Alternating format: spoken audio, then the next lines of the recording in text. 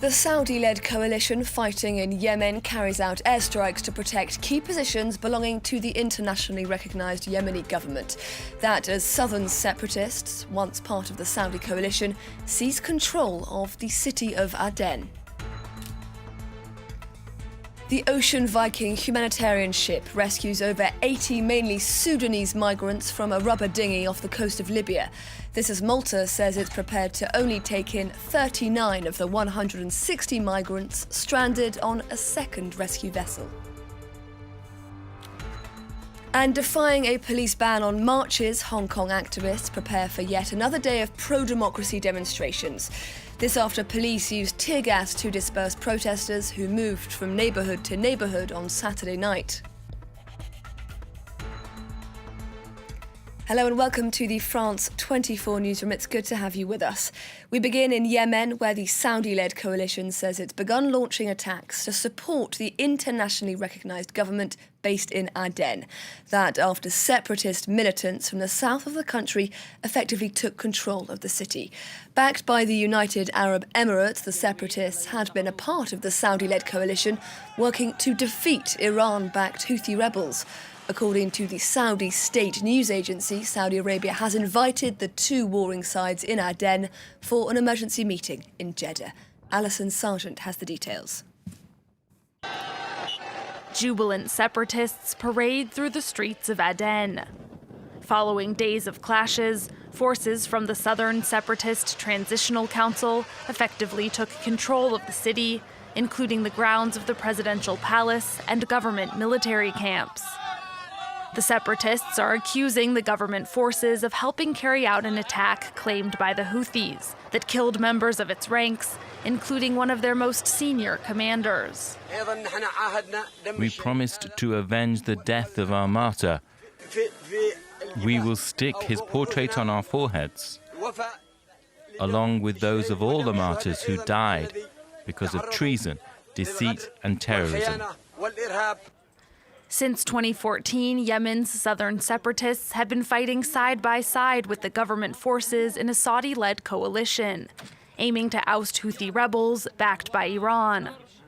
Their alliance has always been an uneasy one, and with the latest flare-up of fighting, the government is accusing the separatists of fracturing their coalition and staging a coup. Coalition forces called for a ceasefire to begin overnight Saturday to Sunday, and the separatists agreed. But Saudi state TV reports that the coalition has continued attacking positions they say violate the ceasefire and pose a threat to their government. Aden has been the headquarters of Yemen's government since the Iran-backed Houthis captured the capital Sana'a back in 2014. The war that followed has claimed tens of thousands of lives and plunged Yemen into the world's worst humanitarian crisis. We've just received reports of clashes between Israeli police and Palestinian worshippers at the Al-Aqsa Mosque compound in Jerusalem. That reportedly after a number of Jewish settlers attempted to gain access to the highly sensitive site. We will, of course, be bringing you more information on that story when we receive it here on France 24. The Ocean Viking rescue ship has picked up a further 80 migrants off the coast of Libya as they attempted to make the dangerous sea crossing across the Mediterranean. The migrants, most of them men and teenagers from Sudan, had been trying to reach Europe in a rubber dinghy. The boat already had 85 migrants on board after they were rescued on Friday. This coming amid an ongoing dispute over the fate of some 160 migrants on another rescue vessel, with Malta saying it would only take in those picked up in its rescue zone. Well, for more on this, we can speak now with Frédéric Pénard, Head of Operations at SOS Méditerranée, one of the charities that operates the Ocean Viking. Thank you very much indeed for speaking to us here on France 24. There are now dozens of migrants on board your ship. What condition are they in? There are exactly 170 people on board the Ocean Vikings. There's been two separate operations, one on Friday morning and another one on Saturday morning, more than 50 miles, nautical miles, both of them ashore of Libya. And as you said, we have numerous minors. We have small children of less than 1 year old. The conditions, most of the people, they've been drifting for hours. The first rescue operation, we heard that the people had been drifting for 48 hours. So people are exhausted, dehydrated, and they are receiving cares now on board the Ocean Viking with our partners of Médecins Sans Frontières. Now, a lot of migrants are risking this journey now specifically because of the warmer weather and calmer seas, I imagine. Yes, there are a combination of many things. We can imagine that the weather is probably facilitating departures, but what is actually the reason, and hasn't changed for years now, and has been increasing over the last months, is the situation in Libya itself. We've seen the situation, which is terrible, in the detention center. We've seen that the detention center are trapped now in the middle of the conflict with some bombing of detention centers. We've seen that the conflict is actually putting the situation that was already terrible even worse, and this is the incentive for people to take this extremely risky journey. This situation hasn't changed, and rescue at sea is more important than ever. Now, European countries, Italy and Malta among them, are refusing to let rescue ships like yours dock. What's your message to them?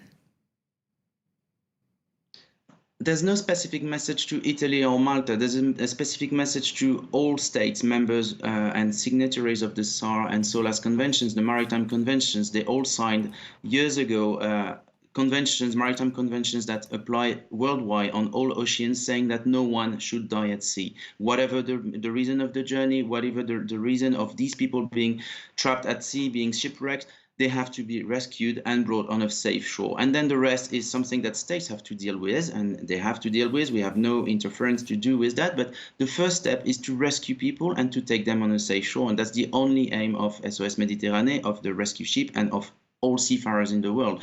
So what we're telling these people and what we're telling the European Union is get in line, organize yourself, provide a safe port for the other rescue ship of the Open Arms, provide a safe port for the Ocean Viking a bit later, organize that. This is something which is possible, and these people, there is by law a duty to assist the captains of the ships that have been conducting rescues. So they need to open a port and to organize a solution for disembarkation.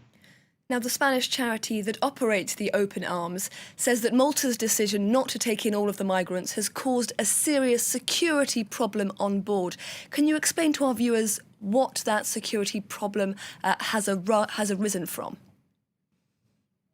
I'm not on the Open Arms, and I'm not managing the Open Arms, so I wouldn't be able to say. What I can imagine is that making a differentiation in between rescued people on board the same ship is creating a lot of trouble and a lot of issues, and this is something that shouldn't happen. Actually, maritime conventions should say that people shouldn't be triaged or their files being studied at sea. They have to. All this has to be done on shore.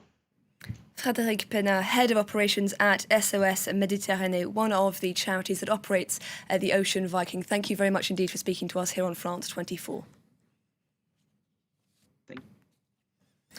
Yet another night of cat-and-mouse clashes between pro-democracy protesters and police in Hong Kong, as authorities continue to struggle to contain 2 months of unrest in the Chinese-controlled territory. Riot police fired tear gas to disperse demonstrators, only for them to regroup and appear elsewhere later on. All this in defiance of police bans on protesting outside of pre-authorised zones. A little earlier, I spoke to France 24's Charles Pellegrin in Hong Kong, and I asked him to explain the protesters' latest tactics. We saw another round of face-offs between police and protesters on Saturday night here in Hong Kong, with protesters always moving from one place to the next in a sort of a flash mob fashion. They covered 7 different districts of Hong Kong during the night of Saturday. This is what they call the wildcat strategy. The goal is to exhaust the police forces by making a move to different places every time. The strategy on the behalf of the police here, though, is to try and tire and to try and exhaust the protesters by making as many arrests as they can. Last night there were 16 arrests of protesters for various laws, including unlawful assembly or possession of offensive weapons. And since the beginning of the movement, over 400 people have been arrested. So we'll get to see whether these strategies are working on either side this Sunday, with 3 protests planned, one of which has been authorized by police, which will take place right behind me in Victoria Park, and 2 more which are considered not legal by police. So we'll find out more about this on this Sunday.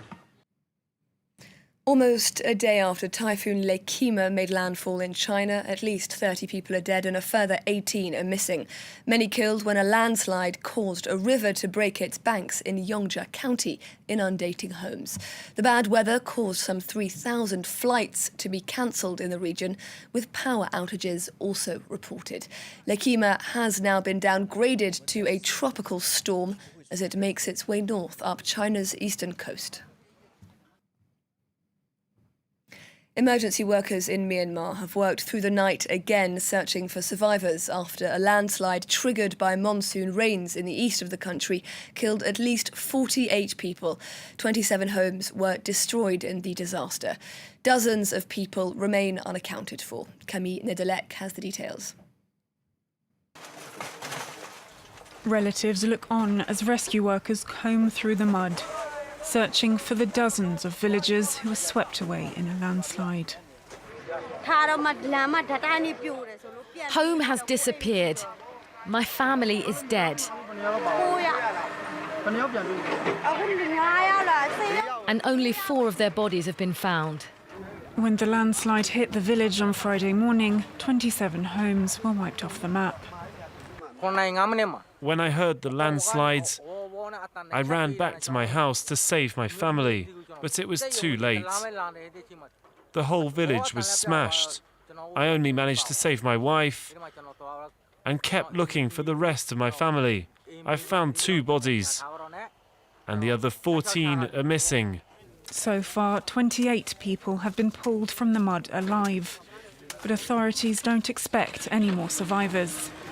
Dozens were injured and scores of people are still missing. The UN estimates that 12,000 people in the south of the country have been displaced due to the past few days of severe rainfall, and heavy rains are set to continue. Following the apparent suicide of disgraced financier Jeffrey Epstein in prison, his accusers are expressing anger that they'll now never get the chance to confront him in court. Epstein was awaiting trial on sex trafficking charges in New York at the time of his death.